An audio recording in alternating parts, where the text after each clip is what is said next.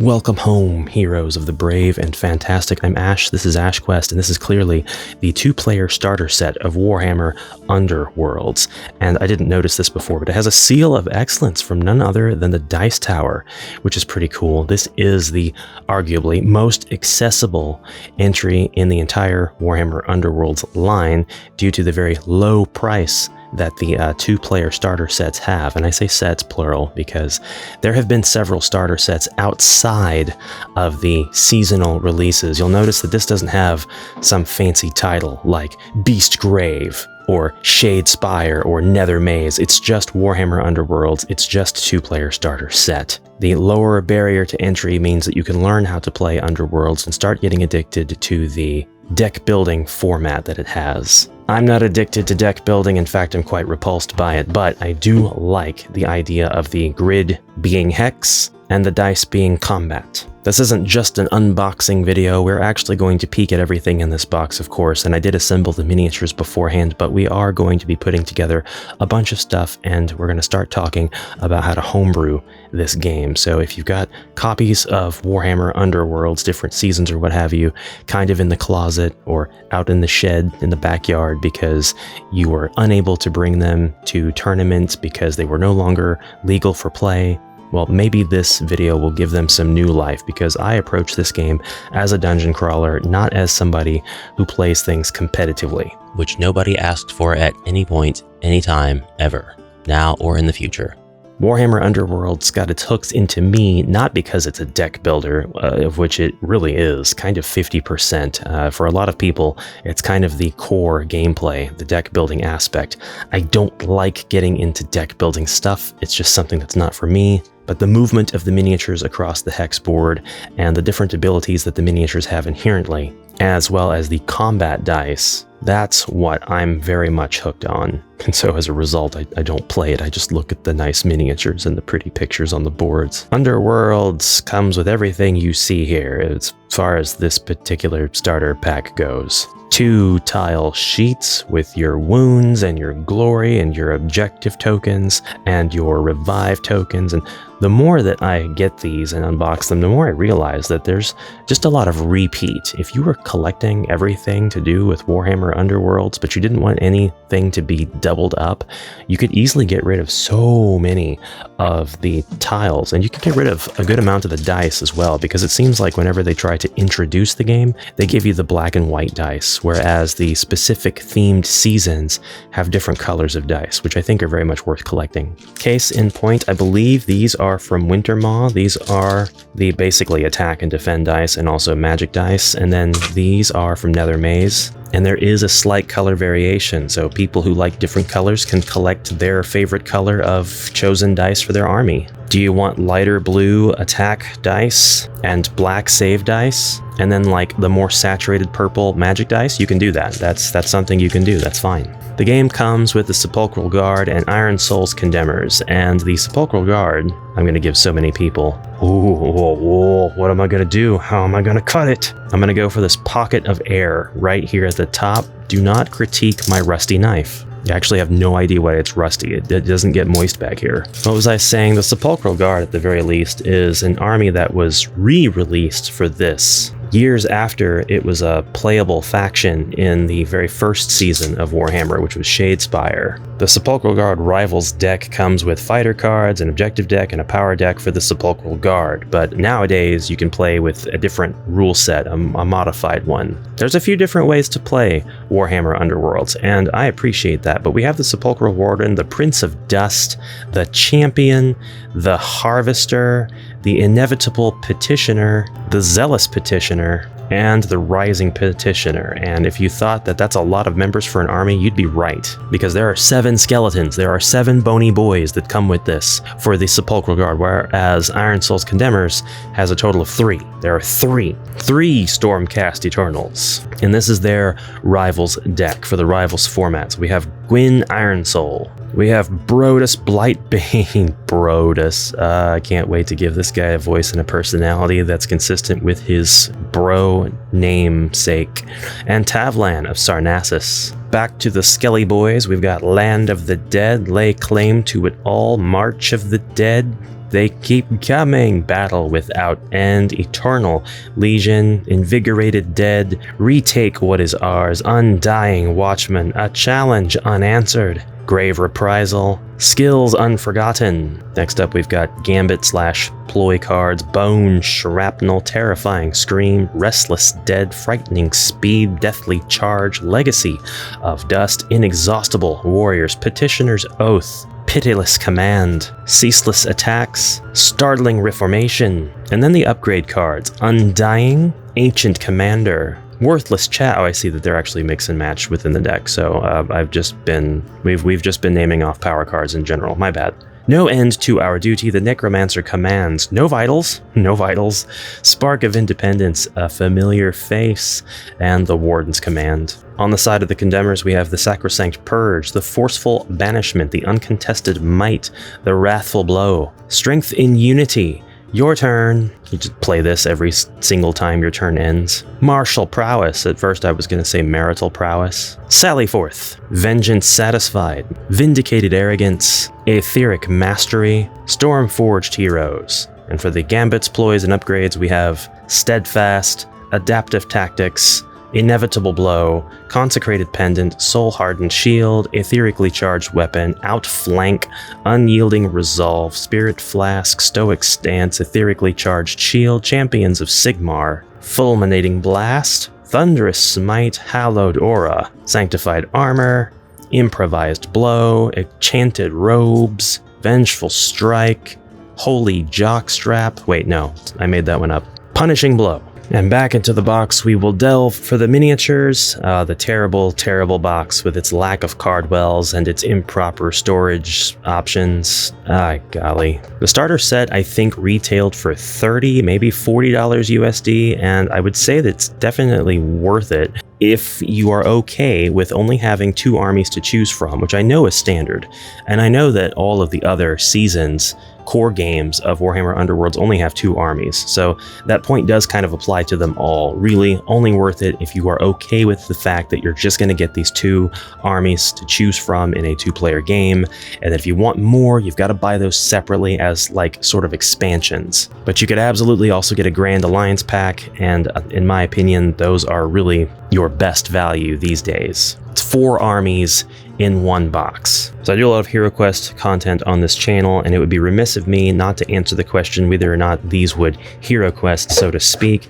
I think if you opened up Return of the Witchlord and you pulled out these Underworlds skeletons in place of your skeletons from Keller's Keep, they are a very similar scale. The skeletons from Underworlds are slightly shorter, but the base sizes are identical, and they will absolutely navigate throughout the board and look really, really cool while doing so. There's no contesting the quality or the awesomeness of the sculpts. Putting them together, I have a couple of complaints, and my fingers are definitely sore after a day of putting together armies for Underworlds or any contemporary Warhammer Quest game. But that's just how it is. But these guys look really awesome, and you can definitely not only replace the existing HeroQuest undead with them if you were so inclined, you can also just add them into the undead army under Zargon's command, and you could definitely have stats for each of these guys as individual members of an elite task force of undead. I don't know if I would translate the stats from their cards necessarily 1-to-1,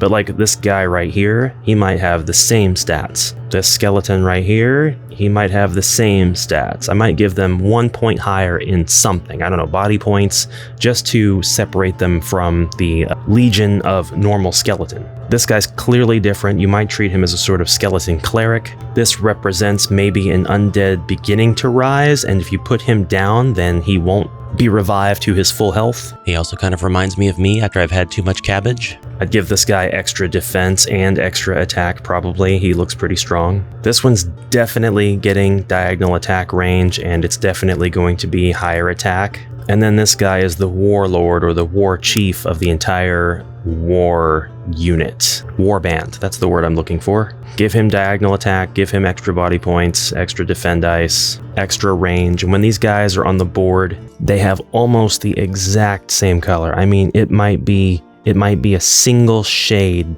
off, but That's what makes it kind of magical. They are recognizable by this slightly different shade. Well, maybe not from this distance in this lighting on this board, but they look amazing. I would 100% introduce this specific undead warband into my games. Kind of give the heroes this bonus if they can hunt down and destroy all members of this specific warband in any given quest. This definitely looks blasphemous. I don't plan to keep them in this configuration for long. On the flip side, we have Iron Soul's Condemners. This is Tavian of Saranassus, and this is a mighty and large miniature. Definitely going to encroach on other squares. I would not use this in your game unless you were introducing Sigmar's Stormcast Eternals as non-player characters who enter the field and perhaps are friend to the heroes or perhaps also foe. Like, you might be in their way of their divine mission, at least at first, right? And then you have to prove that you're okay, you're chill, you're cool. This is Brodus Blightbane. Yeah, you're gonna see the mold lines and you're gonna see that they're not doctored up, and I'm not a professional. All I did was take them off the sprue. I did use my sharp clippers and I pressed them together, okay? Okay. I'll hear none of your mold lines hate. We're not entering these guys into contests. But yeah, it does seem like they want to make sure the Stormcast Eternals are always cast in this very specific shade of blue. The other Eternals are cast in very similar shades of blue, but not too far off. But that does kind of say, well, there is going to be a limit before they run out of different blues that are the same. Finally, this is Gwyn Iron Soul, judging by the name. She's the leader of this particular warband of Stormcast Eternals. The sculpts do look awesome. Again, they are on quite large bases. Like, if this is a 32mm base, then this one's a 50. They have a very imposing and commanding presence on this board. However, this board is not the one that they were designed to be on. They were designed to be on one of these two boards, which are at this point illegal for tournament play, blah blah. I don't care. And if you're watching this, I'm gonna need you to not care for a few minutes also. You set up your boards, however, is legal. This is one of the legal ways to set up your boards. You place your armies, or take it in turns to place them on the different starter squares. We're going to just kind of sidestep official rules. We're not going to get into how to play in this episode. There are other episodes I've done that explain that, but this is more or less what it's going to look like and how you're going to start playing. And then I thought, wouldn't it be cool if you had more than 2 boards and you decided, you know what, I'm going to put a third board on this table. And so I don't have Harrow Deep in its entirety. As you can tell, another Stormcast Eternals starter box. But I did buy just a metric ton of boards in a lot. And it took me a little bit to find out from which games these boards were taken. But I now know, and I have it categorized somewhere. It's cataloged in some place. Yes, I already had this specific board, as a matter of fact. They don't like keeping doubles, so I'll be giving that away, even though I do now have the ability to do this. Wham Bam! The boards that are supposed to be compatible with all the other boards sections in the same expansion are now almost all together. In fact, I've only got, I think, this one left. Yep, and then I can just add this one to the fray. And I could do that maybe by doing this. Nobody asked for this. Oh, actually, I can't do that. That's where it all kind of starts to fall apart. I can do it this way, though. I just realized I can take these boards and fold them, and that basically is what we have by default, because these are the opposite sides of the same board, just doubled. But I can take that and I can turn them outwards. And now the board is still traversable the way it was intended to be, but we have some blocked spaces near the edges of the board, actually. We could do this for a number of other boards or other configurations. We could actually take these 2 boards, which I want to say they're from Beastgrave, but that might not be accurate. Dire Chasm, and we can do that. We're not supposed to do that. That's illegal. But this actually lets us set up the terrain however we want. At the end of the day, why does this matter? If it's in a non-tournament setting, this is a great way to homebrew and make new areas, battlegrounds for your skirmishes. Having said that, this is a competitive game, so I don't know if you would want to make this fair, maybe by having each board correspond with a die and then roll the die to get your boards randomly selected, and then roll another die to get the faces of the boards randomly selected. And we could apply that logic to whether or not we're going to fold the board or what way it's going to face. And then after you have generated your skirmish terrain, your battlefield, now it's kind of randomized. Now, I've said this on the channel before, but I've heard stories where people said that the BYOB, or bring your own boards aspect of this game, was kind of punishing and being phased out because they were seeing too many situations where you'd lay your board out and your opponent would basically say, okay, so you're automatically going to lose because that board sucks. And I still don't know exactly what situation this would be present in, but you might run into that if that's a realistic claim. You might run into that with the configurations of the boards being randomized. It might depend entirely on what army you're bringing in and what your objective cards are going to have you do, because not all objective cards are about killing the opponents on the board. But I wanted to continue on with this because I wanted to do Warhammer Underworlds content, and by gosh, if I only do one more episode of Warhammer Underworlds content, I want to pour in as many homebrew ideas as possible.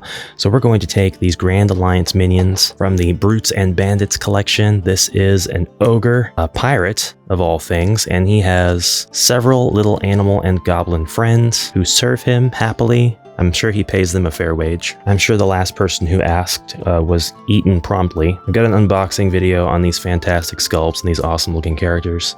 But basically, what if these guys were your objects on the field in between your two armies? And when it's your turn, when it's your turn, you can use your action cards to perform the actions that are legal for your army, like move, attack, charge, put in defense, all of that. And then you will move, say, one or two of the middle faction, the not opposing faction, but the third faction. This is going to be weird and counterintuitive, but this is actually going to be like the faction of people who were inadvertently caught in the pincer attack of these two opposing skirmish battlers. These two war bands are coming together to fight, and they discover there's a third entity here. This group of monsters or entities, if you will, aren't serving either side, but in the interest of fairness, each player will get to control the actions of the members of this army. And if you want to simplify things, you don't need an objective deck for this middle army. You don't need their power cards. You just use their basic stats and the basic actions, and we don't worry about ploys or upgrades or any of that. If you'd like to make it a little more random and a little more interesting, you can go ahead and give them upgrade cards and ploys and the like, but you will draw these randomly, maybe once per round. And now, because this is a little bit more opened up, you could go ahead and follow the Arena Mortis hint and extend the number of total rounds, or you could just add one more round, or you could say it's still going to end after 3 rounds. For the purposes of enemies or cards that target enemies or objective cards that are met if an enemy is felled, you'll have to decide from the outset if that means that you, as the players, the Sepulchral Guard in this example, will only get those benefits if your enemies, who are the Condemners in this example, are felled not when the third neutral faction, or not really neutral, but like, you know, aggressive to both sides faction, are felled. So in other words, if you manage to kill one of the middle faction, and you've got an objective card that says that you'll get glory points if you kill an enemy, I'm oversimplifying it on purpose. Decide before you start playing whether or not that's going to count, because like this is still going to count for sure. But you don't want it to just turn into a race of whoever gets to the center and knocks out all the enemies first and gets all their glory points to a point of no return for the opposite side to be the main focus. Or maybe you do, maybe that's just enough of a variation. Let's continue. So I said you're going to take it in turns to control these guys. You'll maybe select 1, maybe 2, or maybe you can just roll a die to determine how many. And you will use those actions, and when it's your opponent's turn, they will do the same thing with their armies first, their warband, and then the middle warband. And this doesn't have to be in the middle of the board necessarily. In this case, since there are only 3 members of Iron Soul's Condemners, they could definitely just take up this board, and you could take turns placing the opposing army just away from both of the armies, sort of. So that Black Powder's Buccaneers are more encroaching from one side. This is a little bit of a messy situation. I probably wouldn't do this. It's an extreme, and I wanted to show you the extreme, so this would be a little bit more agreeable, but I would do this, where you have this army, and now you guys can fight it out, but this one's coming in in. He's encroaching. This might be a little bit more of a back and forth because this army is going to try to take these guys on this player's turn and bring them in to attack these guys, and now this army is going to get caught in a pincer movement. So that's an element of unfairness. But do remember that this army also controls this side when it's their turn.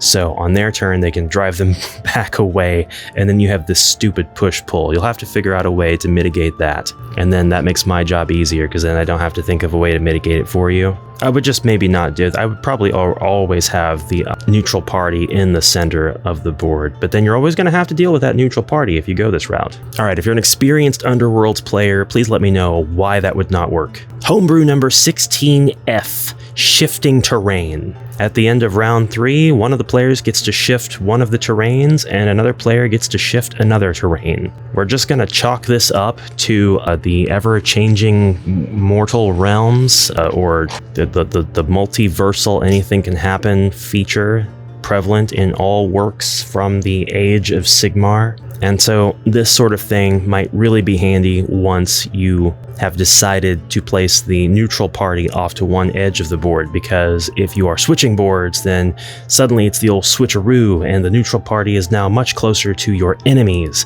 instead of you, and then it's your turn, and then you can have those guys move in to attack your enemies and so on. But I still think that the third party aspect can be explored a little bit more, so with a little bit more imagination, we're going to do something else entirely. We're not going to attack the members of this neutral faction. We are going to recruit them. First, we will treat them as hostile, and then we will have members of our warband surround them, and then when you go to make an attack roll, you announce that you are actually going to negotiate with this specific entity, and if you do so successfully, you can immediately have that person on your side. You can immediately have the person on your side, or you can take them off the board and collect them for your side. This isn't going to affect anything as far as glory points or objective cards or tokens or anything like that. You're just going to take them. Now, if you end up taking more than half of the alive forces that are on the board, all of the forces are now on your side, and you can use them to move and attack and bring down your opponent's forces through brute force. Again, it's not going to help your objective cards if you use the middle faction to attack and destroy your opponents, because those are your objectives, not the objectives of the neutral warband. However, you can use this tactic to rout the enemy into your claws, or perhaps block the enemy from getting to certain objectives and achieving their own glory points. Is that muddy? Absolutely, but it's just some more homebrew that I came up with. This is not a drill. I have arranged the boards in a hex pattern, making an overall hex-shaped environment for our heroes, enemies, monsters, and third parties, fourth parties to be in to have an all-out war, or tea party, or whatever this is. Would this be a 60mm base, or would this actually be a 40? Or are both of these things correct? And this is actually like a 28. It's actually a 28mm. Leave your guesses in the comments below, or your actually statements. It's fine. Either one's fine. Ultimately, the goal is going to be to try to turn Warhammer Underworlds into a dungeon crawler, but we're out of time today to do that, so we won't. But this will set you up for kind of my approach for future episodes in this specific series, and I think the very next thing we're going to do is pull out the Warhammer Quest Dark Water board and start exploring ways to get our warbands onto that. Because I know several of you are going to play the Underworlds game on the Dark Water board. Man, I can't wait to start thinking about ways to do that. That is what this channel is for. So, awesome and brave heroes, thank you so much for your attention. I can't wait to see you in the next exciting adventure. Until then, onward for now.